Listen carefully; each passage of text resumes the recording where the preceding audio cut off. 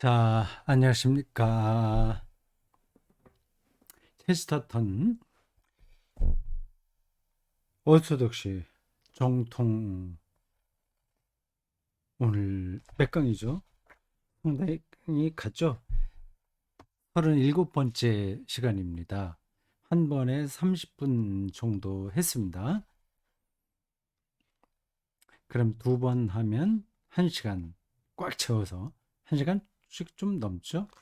그러면 36강까지 했다면 18시간을 계속 이어서 한 거나 마찬가지입니다. 18시간 우리가 공부를 열심히 했습니다. 오늘 5장으로 넘어갑니다. 차례를 다시 한번 확인하겠습니다. 서론, 다른 모든 것을 변화하며. 그거는 뭐 길지 않게 그 서론이니까 그 어떤 얘기를 했는지 기억이 잘 나지는 않습니다.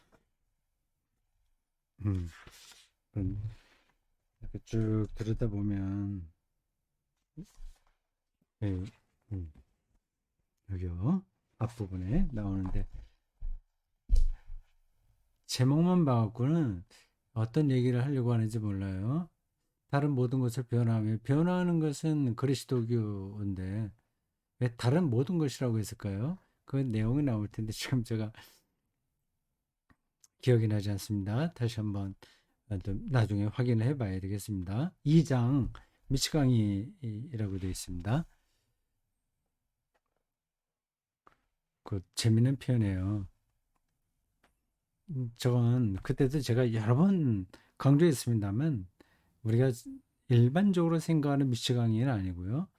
그 자기의 전문 영역 거기에 갇혀서 세계를 다 판단하려는 그 현대의 합리적이고 어, 계몽적인 생각에 갇혀 있는 사람들의 태도가 그렇다는 겁니다. 그러니까 그 자기의 그 전문 영역이 잘못됐다는 게 아니라 거기에 갇혀 있는 게 미치광이라는 거예요. 이제 그러한 것들은 결국 생각을 열어주는 게 아니라 생각을 단절시킨다. 3장이 그 얘기를 한 거고요. 4장에서는 제목이 재밌죠. 요족 나라의 윤리라고 했습니다. 그 동화 요족 나라 그 세계죠. 그게 훨씬 더 현실적이다. 그 얘기입니다. 자, 오늘은 제 5장입니다. 세계의 깃발이에요. 적어도 제목이 좀 특이합니다. 신학자가 아니니까 저런 제목을 붙여서 기독교를 변증하는 것 같아요. 세계의 깃발, 저런 제목만 봐서는 저 사람이 어떤 얘기를 할지 감이 잡히진 않습니다. 앞에서 몇 번 그러한 저 사람의 관점이 나온 걸 기초로 해서 본다면 자기가 새로운 어, 대륙을 발견해서 깃발을 꽂아낸다고 생각을 했는데 이미 거기에는 기독교가 2000년 전서부터 깃발을 꽂고 있더라고 하는 거예요. 근데 그 얘기를 여기서 딱 드러내놓고 하진 않고 배경에 깔고 하는 것 같아요. 제가 5장을 다 읽어봤습니다. 근데 그런 느낌을 받았어요. 근데 제가 다 읽고도 그 내용은 물론 다 동의하는데 저 제목하고 어떻게 연관되느냐 하는 거는 예, 제가 그걸 염두에 두고 읽지 않아서 그런지 확 와 닿지는 않았습니다. 그리고 5장까지도 아직 기독교를 본격적으로 다루고 있지는 않은 것 같아요. 근데 느낌이 그렇습니다. 6장 넘어가야 본격적으로 기독교가 그 현대 세계의 여러 사조들을 근본적으로 어, 극복하고 있느냐 하는 문제를 다룰 것 같습니다.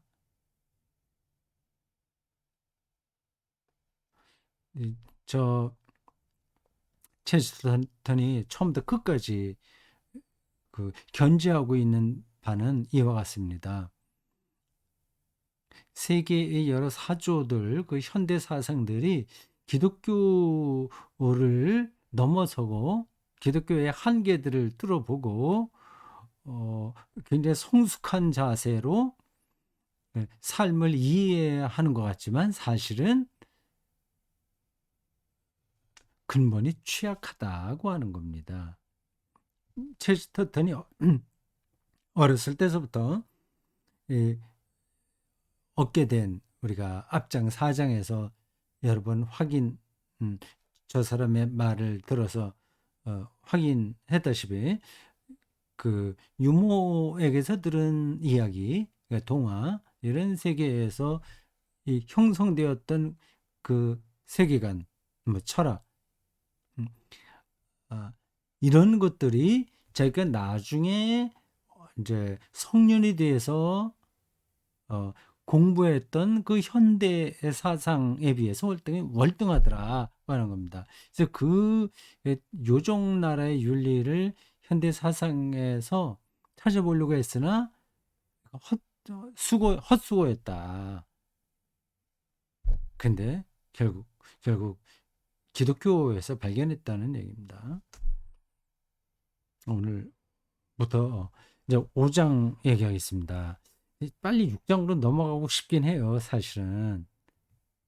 예, 조금 5장까지도 좀 변죽을 울리는 것 같다는 느낌은 들었습니다. 뭐 깊이가 없다기보다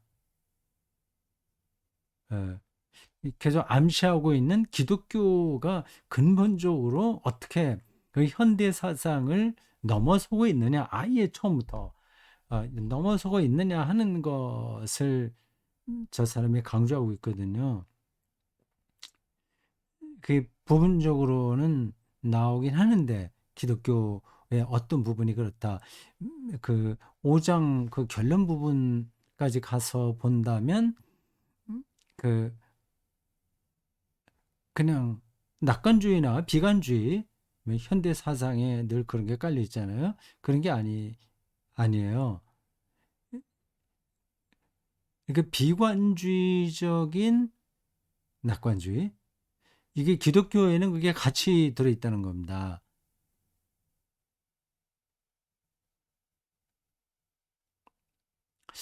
내가 그거 읽으면서 그 발상이 새롭다는 걸 느꼈어요.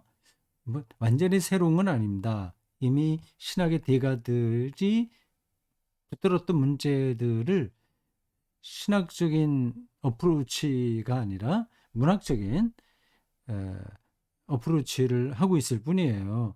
근데 저렇게도 접근이 되는구나 하는 거를 새롭게 느꼈습니다. 그거를 제가 쭉 말로 풀어서 여러분들에게 설명할 만큼 준비를 못했습니다. 읽다 보면 그게 나오게 될 거예요. 그 결론 부분에서 이런 겁니다. 요게 딱 새롭다는 느낌 들었습니다. 새롭다고 하는 거는 신학적인 그 근본을 문학적으로 저 사람이 뚫어내더라 하는 겁니다. 저희가 그 당시 경험했던 철학, 세계관, 합리주의 뭐 등등 그런 것들은 자기를 인정해 줬다는 거예요.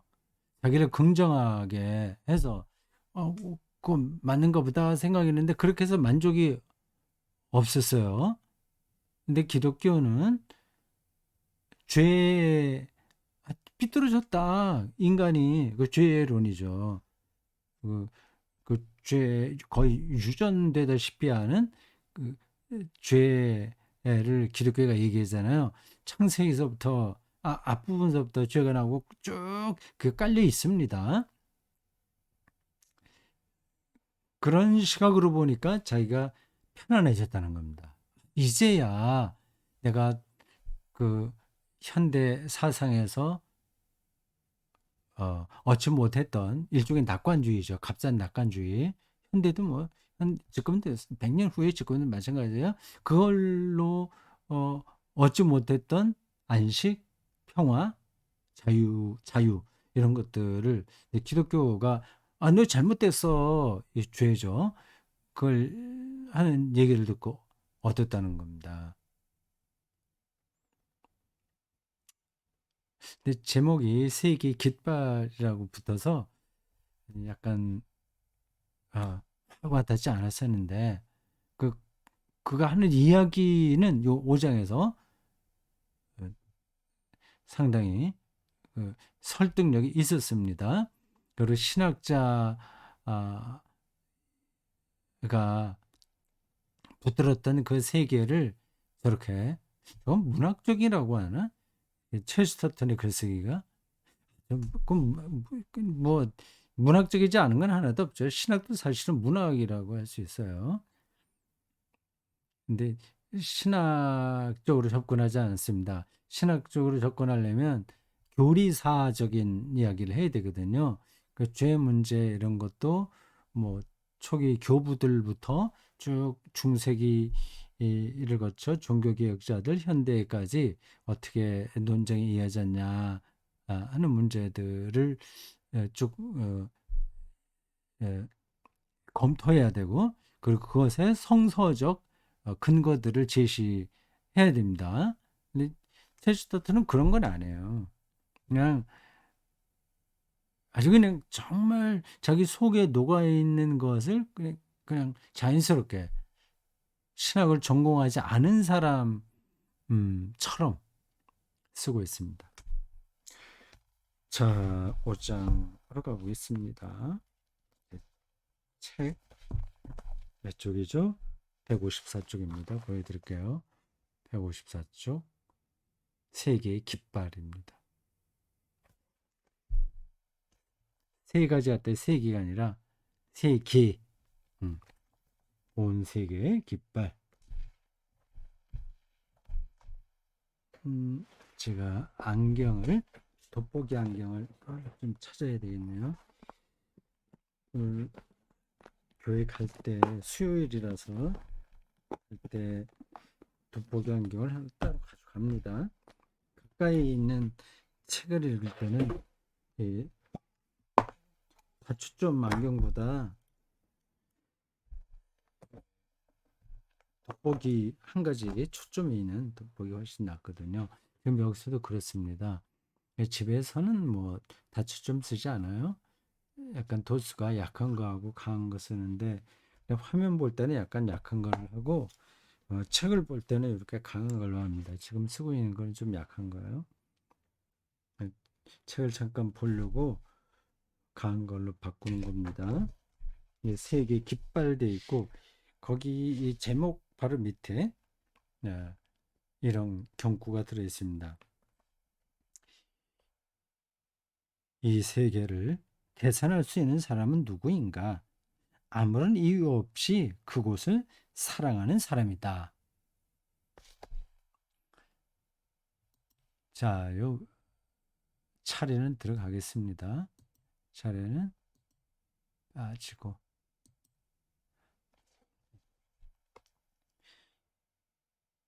다시 요 제목 바로 밑에 여기 나와 있는 문장입니다.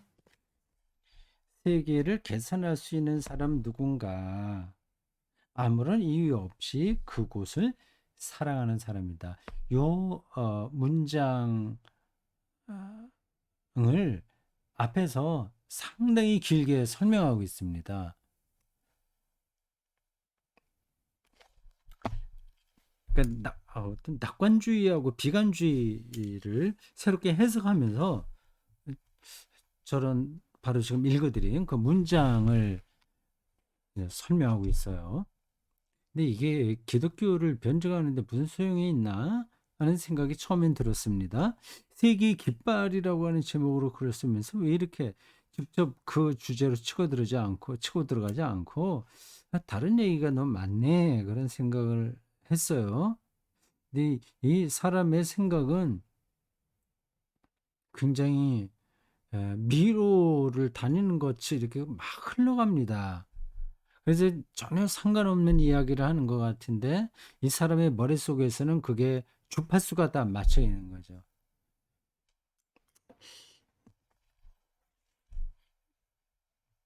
이런 얘기입니다.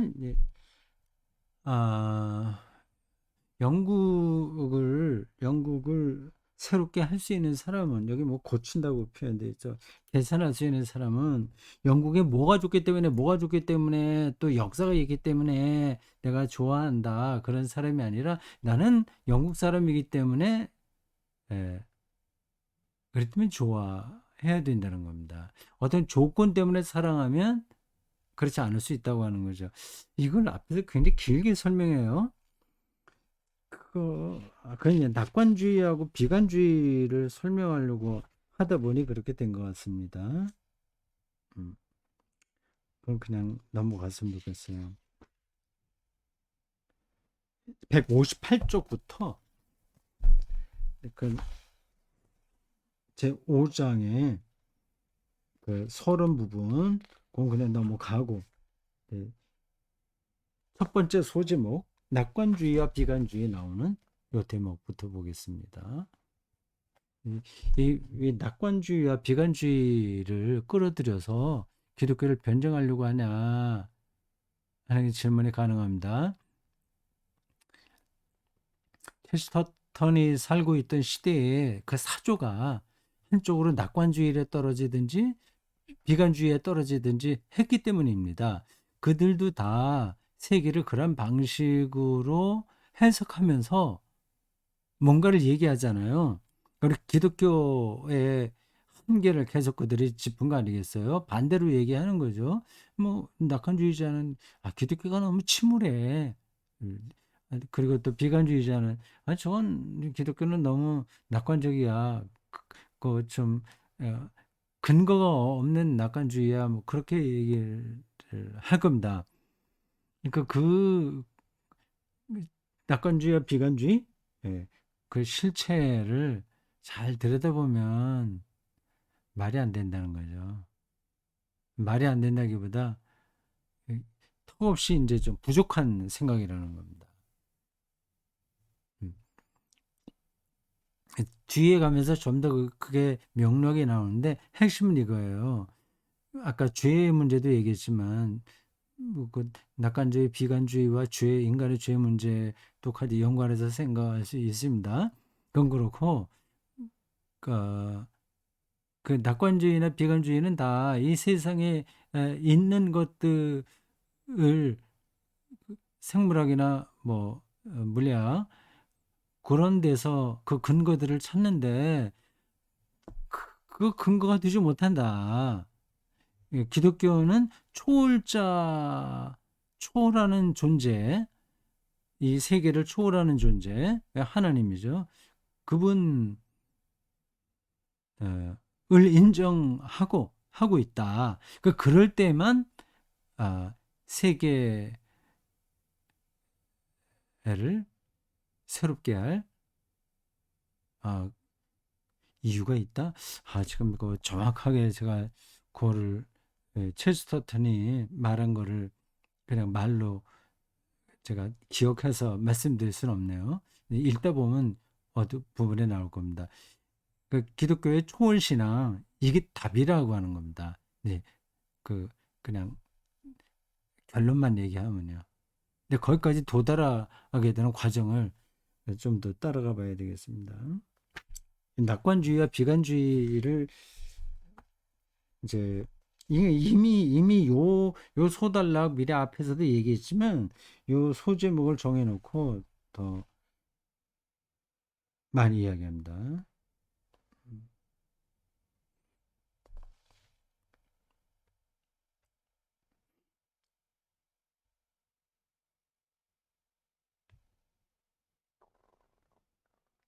자, 여러분 화면에 있는 거 좀 봅시다. 그 159쪽입니다.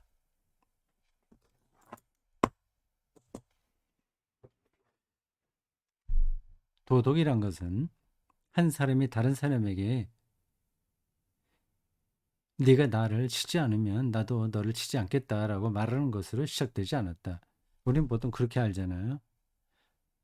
서로 약속하고 이걸 남의 거 도둑질하지 말고, 예를 들자면 해치지 말고, 뭐 그런 거로 말합니다. 사회계약론이라는 단어를 이 사람이 써요. 158쪽. 낙관주의와 비관주의 소제목이 붙어있는 그 처음 시작을 그렇게 합니다. 18세기의 사회계약론은 우리 시대에 아주 특별한 비판에 직면했다. 그 이론들의 역사상 모든 배우의 동의와 협력의 아이디어가 있다고 주장한 것은 분명히 옳았다. 그러나 사람들의 의식적인 이 교환을 통해 직접 질서나 윤리를 정립하려고 했다고 주장한 것은 틀렸다.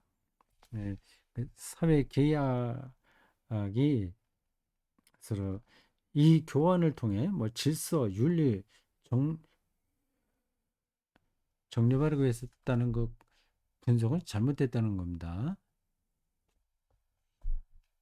이, 여기 여러분들이 보는 화면에도 이제 나오겠지만 윤리, 도덕, 사회 질서 이런 것들은 그렇게 사람들이 성숙한 자리에서 약속하고 뭐 이런 식으로 해서 된 게 아니라 종교적인 경험에서 나왔다는 겁니다. 보세요. 도덕이란 것은 그 한 사람이 다른 사람에게 뭐죠? 읽었습니다. 이런 계약이 있었다는 흔적은 전혀 찾을 수 없다. 그러니까 사회 계약론의 근본이 무너지는 거죠. 지금 우리나라를 지탱하는 것도 일종의 사회 계약론이죠. 법이라고 하는 게 그거 아니겠습니까? 근데 그걸로 사회가 올바르게 되냐 하는 질문 앞에서 법은 그렇게 능력이 있지 않습니다. 여러분들이 잘 아는 바예요. 이현령, 비현령일 가능성이 많습니다. 많은 게 아니라 그건 뭐 제가 말할 필요도 없죠.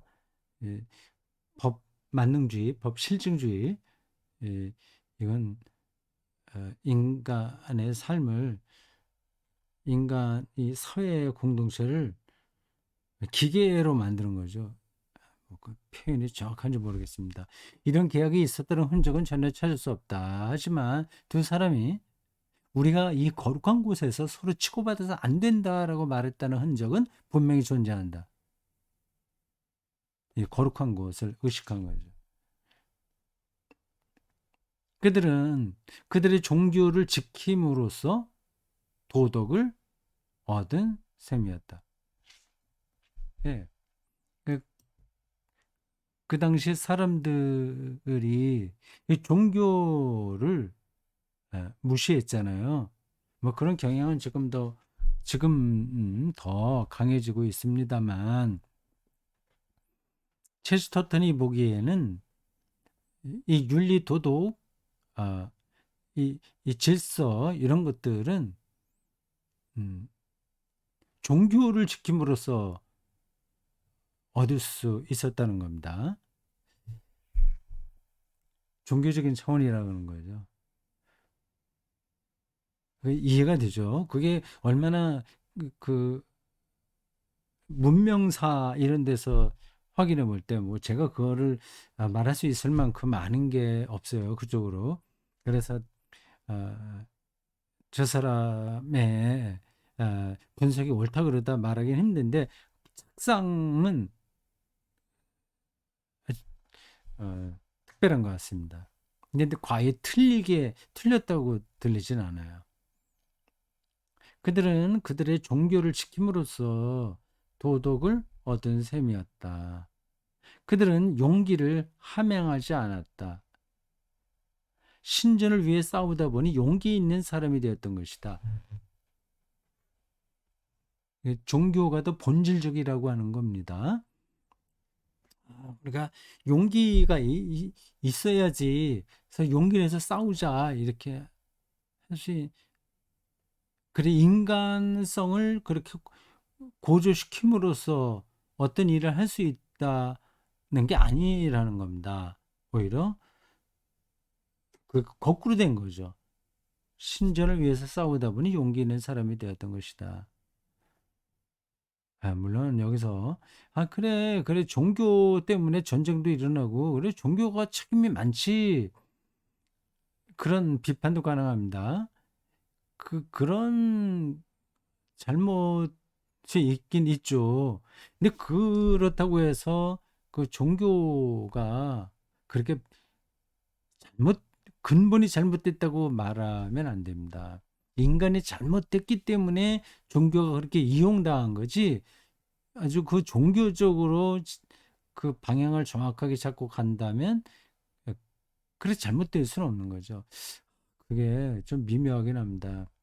종교가 인간을 그렇게 만들었기 때문에 전쟁도 일으키면서 악했냐, 아니면 악하기 때문에 그들이 종교를 그렇게 이용했냐 하는 그런 서로 맞물려 있는 대목이 있어요.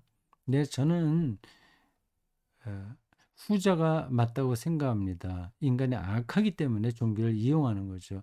그렇게 또 이용당하는 종교의 책임도 있긴 있습니다만은, 뭐 종교가 이렇게 따로 딱 있고 인간이 또 따로 있고 하는 게 아니라 연결되어 있기 때문에 그걸 딱 구분해서 뭐 어, 말하기가 조금 어렵죠. 네, 그거 넘어가겠습니다. 근데 지금 여기 체스터턴이 말하는 이 관점이 신선하죠. 신전을 위해서 싸우다 보니 용기 있는 사람이 되었던 것이다. 인간의 능력은 거기서부터 부여받는다는 거죠. 그들은 정결함을 함양하지 않았다. 인간이 깨끗하지 않다는 거예요. 깨끗하는 것을 높이려고 하지도 않았어요.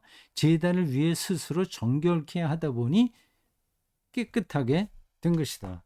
표현이 재밌잖아요. 그리고 관점이 맞잖아요, 또. 이 사람은 자기 방식으로 저렇게 글을 썼는데 신학적으로도 저렇게 말합니다.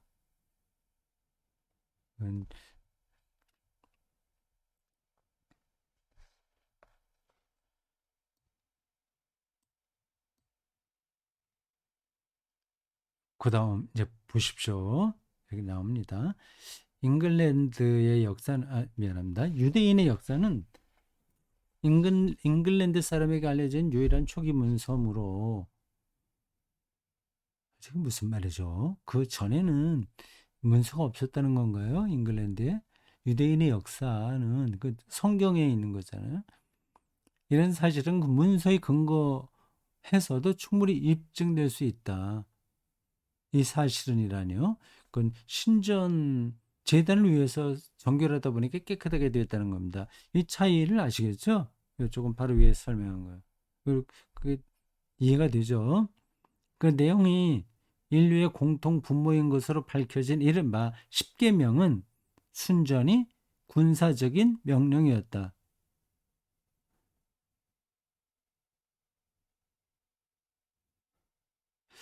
저건 이제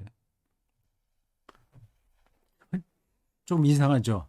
십계명은 하나님의 말씀으로 모든 사람들에게 주신 꼭 지켜야 될 법인데 그게 무슨 군사적인 명령이냐, 그런 질문이 가능합니다. 저 사람이 어떤 것을 근거해서 저렇게 이야기했는지 모르겠습니다. 아마 저게 출애굽기와 레위기에 나오잖아요. 십계명이. 그러니까 엑소더스 공동체에서 생성된 겁니다. 그러니까 미디안 광야를 40년 동안 배회하면서 전쟁도 많이 했죠. 그래서 십계명을 군사적인 명령이라고 체스터튼이 얘기한 것 같은데, 그거는 제가 어, 확실한 근거는 모르겠습니다. 어떤 광야를 가로질러 운반되는 어느 괴짝 언약궤를 보호하려고 내린 군대의 규약이었다. 어, 무정부 상태에는 그 신성함을 위협했기 때문에 사악한 것이었다. 예, 이건 중요한 관점입니다. 무정부 상태. 예, 바울도 무정부 상태 보다 로마 정권에 의한 질서가 더 중요하다 생각했습니다. 그리고 그들이 하나님을 위해 거룩한 날을 만들었을 때 안식일이죠.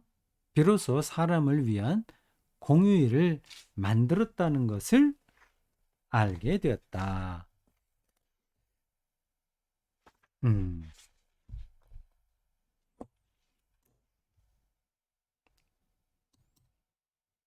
그 문제는 여기까지만 하겠습니다. 예. 낙관주의와 비관주의, 그 제가 지금 책을 좀 옆으로 보느라고요. 여기 책.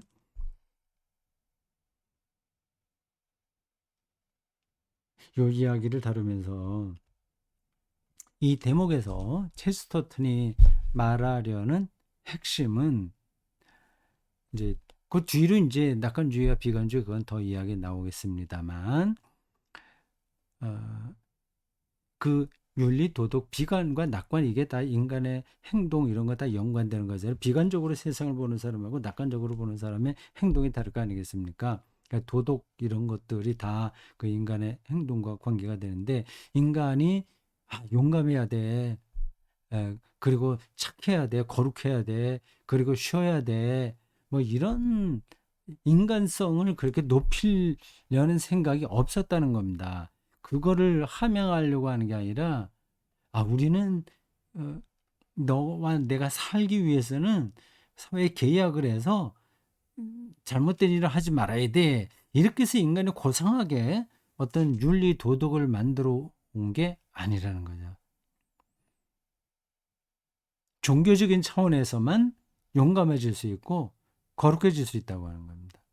거기서만 도덕이 윤리 도덕이 가능한 거죠. 그 얘기를 하려고 하는 겁니다. 설득력이 있어요.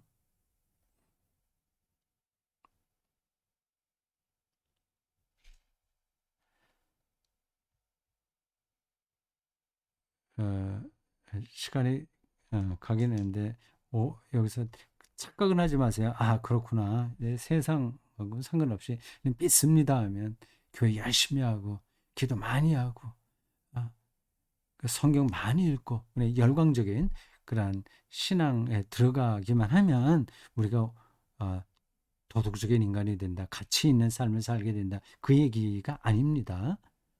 예, 정말 종교의 중심으로 들어가야 되는 거죠. 하나님 경험을 지금 얘기하는 겁니다. 그러니까 실제로 하나님 경험과 그냥 그렇게 착각하는 거하고는 또 다른 거죠. 자, 여기까지입니다.